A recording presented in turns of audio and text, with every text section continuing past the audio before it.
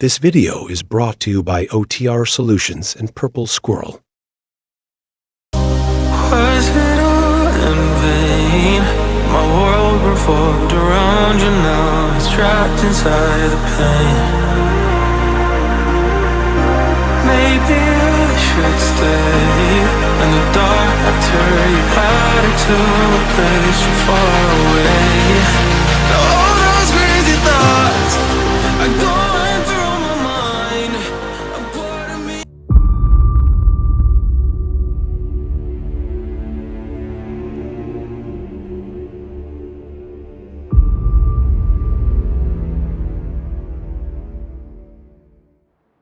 After a night of good food, conversations, and a little bit of fun, we got some rest. First thing in the morning, we hit the road to Niš. But before that, we made a quick stop at IKEA because, let's be real, you can't start a trip without food.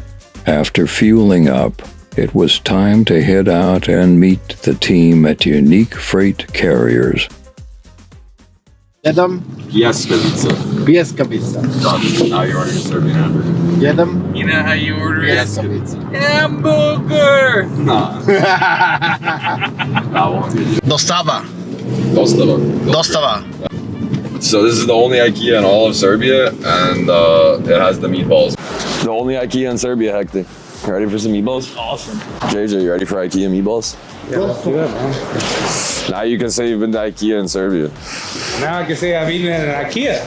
Oh, you've never been to IKEA? I've been to IKEA, But you never ate? No. Oh, dude, IKEA, like, food is like, I grew up on that. Like, the meatballs. Every time my mom wanted to go shopping, I made her buy me meatballs. I lived across from an IKEA. I ate breakfast there every day at one point. They have in Canada, like, IKEA has the breakfast from 7 a.m. to 9 p.m. or 9 a.m. And it's $2 for bacon and eggs. Because their whole thing is to get you in here to buy something. But I'm the one guy that gamed the system. I came, just ate, and left every time. Yeah, like Costco hot dogs. They lose money on the hot dogs, you know? In Serbia, this is how you eat. They give you this to hold the trays, man.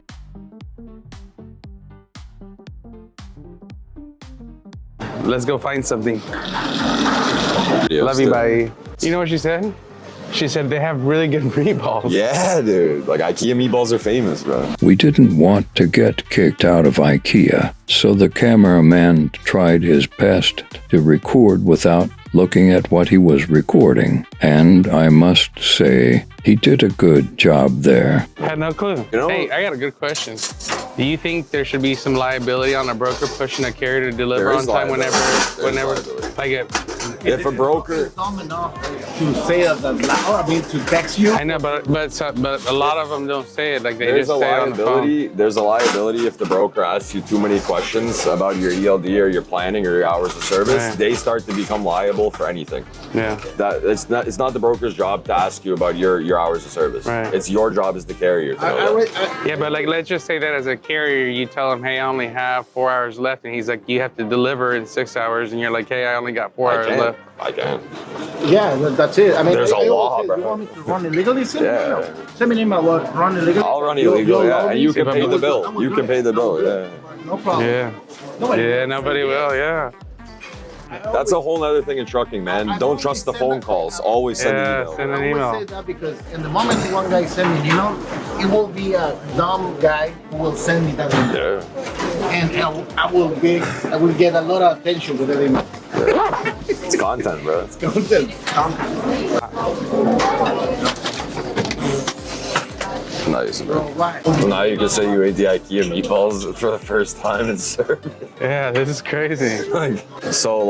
Billion is like plant. Like plant truth is meatball.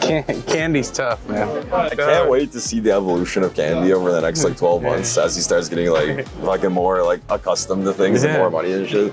Like we'll have a fully different candy this time next year. He's gonna go from candy to cookie. This guy, just when I started hiring him, he sent me a video, bro. And I wake up, I open my I open the video, bro. He goes, bro, my TV just fell off my wall, G. His TV's on the floor. His TV just fell off. Oh, man. Is those the tomatoes that we ate yesterday? You need this, yeah. That's Shopska, that's Serbian style. It's the best. This one's good too. You want one?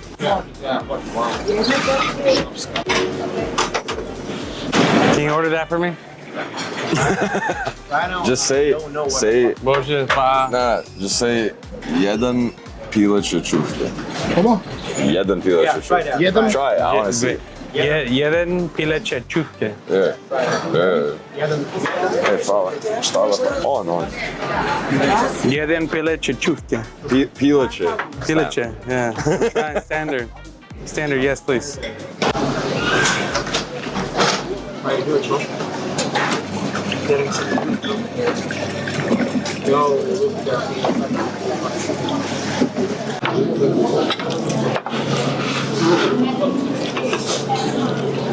JJ's never ate IKEA meatballs, and he told me they don't have them in America, but I ate them all the time in Canada. So then he called his wife. I asked them if they have food at IKEA in America, and his wife said, "Yeah, you should try the meatballs."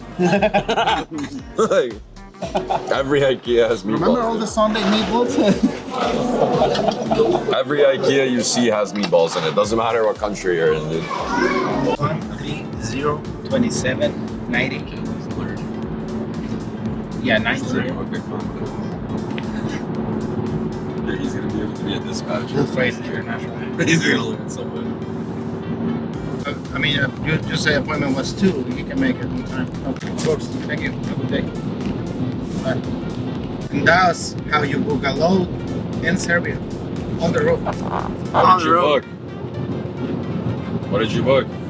10 feet, 2,000 pounds, New York to Texas, dollar amount. 10 feet of space? Yes. What is that, dry van partial or reefer It's partial? a flatbed.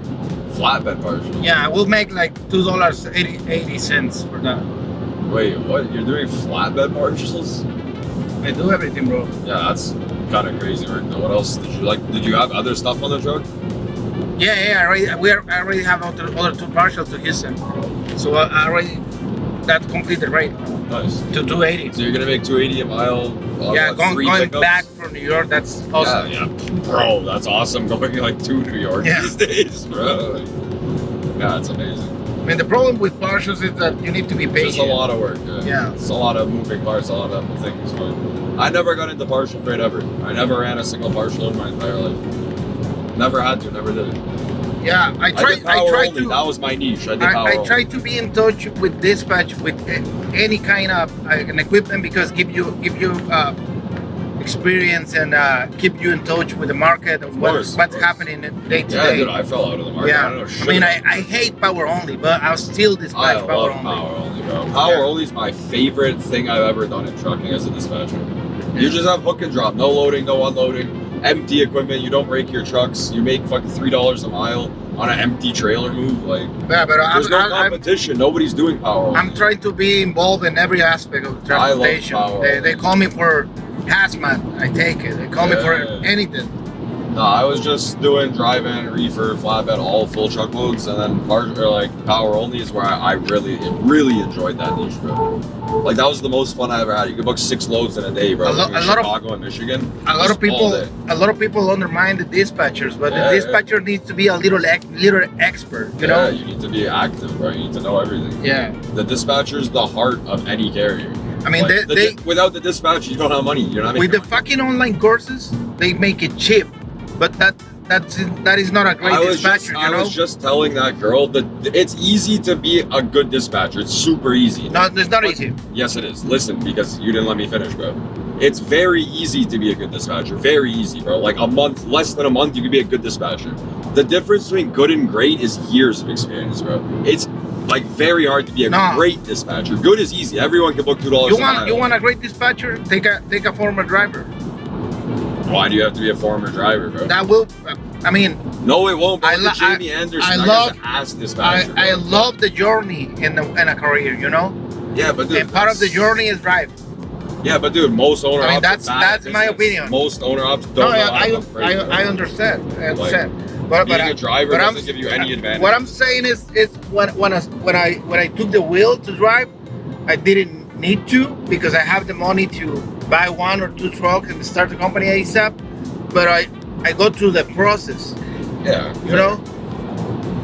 So I know how hard is leave the driver's seat. It's hard. Of course, yeah. No, I have more respect for drivers than anybody probably.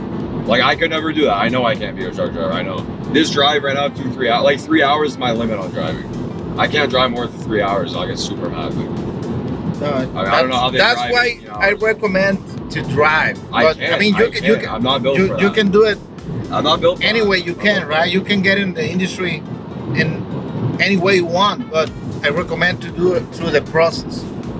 I mean, dude, like people are not built to be truck drivers. Like most People- I would say most brokers, most dispatchers would not survive driving a truck. Yeah. bro. I mean, people call me all the time, like, "Hey, Hector, give me advice. What's the best truck? How can I start? How can I start the business? Get your CDL. Oh yeah. Easy as Step that. one. Step one. Drive 1 year, and then we talk." Shout out to JJ for cleaning the car and keeping us safe. Maybe do a pre-trip inspection of the tire pressure. Maybe we gotta look at the coolant levels, JJ. Maybe our logbook needs a little glance over. Safety first, eh? Get that good content, bro. I want to have a smoke and I need the bathroom. So give me 5 minutes, please. Oh wait, yeah, look. Here's a gift for JJ and for Hector.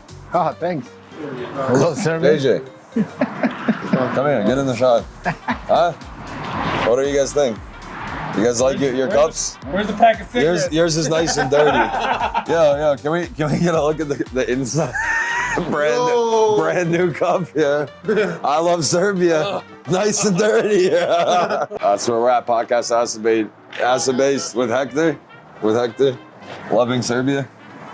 Hector's dispatching trucks in the backseat of the clown car. It's Serbian highways.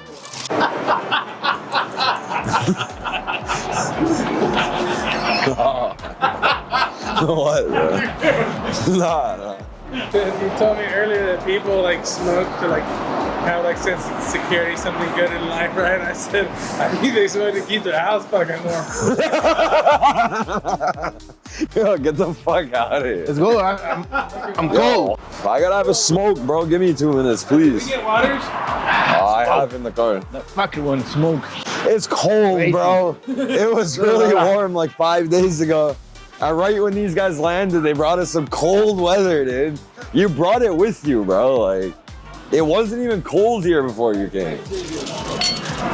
Yeah, we gotta get the cups more though. Yeah, I also bought this because our editor's been farting up a storm in the car, dude. Yeah, so now it's just gonna be like bubblegum and farts for the next hour.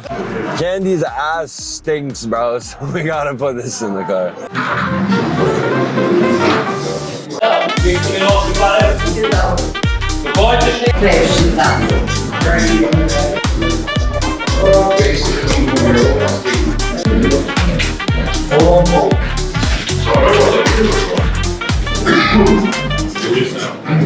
Asset Based here with Marco, the operations manager at Unique Freight Carriers. They're a carrier for the American market based out of Chicago. Hello, people. When was this company started? Our big brother, Philip, he went to America, I think like it was 2012, something like that. Yeah, he started as a company driver out there. After a year, maybe something over a year, he decided to bite a little bit bigger, and he found a way to buy a truck, and that's... So after 1 year as a company it was driver, a little bit more... Well, year, 2 months, 3 months, whatever. Back then, yeah, it was a little bit different. I mean, he used to work really hard, as far as I know. He just decided to sacrifice himself a lot, you know. He used to work very hard, and that was pretty much the way he earned some money. I believe he found a way to get some more money, to borrow or whatever he needed to do to buy a truck. Yeah. He just decided to go brave, and he bet on himself. Absolutely. Took some loans, borrowed some money, and said, "I'm gonna buy a truck. I'm gonna do this."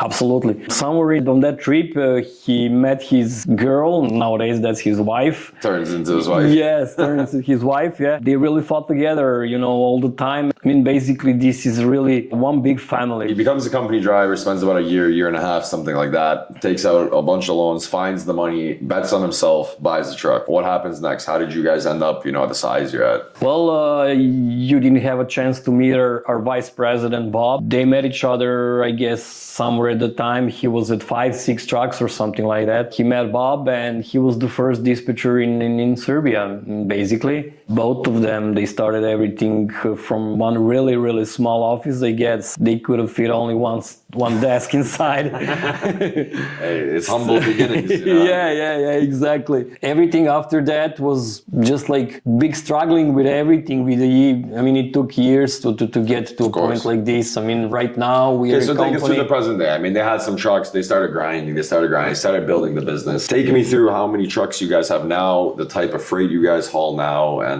just the general operation of today. I mean, what do you guys look like today? Well, we are something over 100 trucks. Over 100 trucks. Yes, most of our trucks are dry vans. We have all of our equipment is pretty much new. We are really working on some freights. We are hauling things like auto parts. General commodities. Right now, we are somewhere around 10, 12 trucks with the flatbed division. We are really hoping to grow it up. But we are at the winter season. As you know, winter season is also bad for a flatbed. Most of the guys, basically, we don't have any boards where should we go and where we want to go. We just want to haul some good freight. We just want to go. No cheap freight. Yeah, I mean, just the good connections. And you guys are at 100 trucks. You guys aren't small. You guys don't have that disadvantage of you're only 5 trucks, 6 trucks. You guys are getting much larger, and contract freight is going to make a lot of sense moving forward. Absolutely. What I wanted to say is basically that we are really capable to provide more trailers if needed, more trucks if needed. It's really not a problem. Yeah, if there's going to be a ROI, if there's going to be a return on the investment, why not make a trailer pool? Absolutely. Right? Thank you for joining me today. I look forward to seeing how far you guys Thank you very much. Thank you for visiting us. Here with Vuk, the senior dispatcher of Unique Freight Carriers. How you doing, man?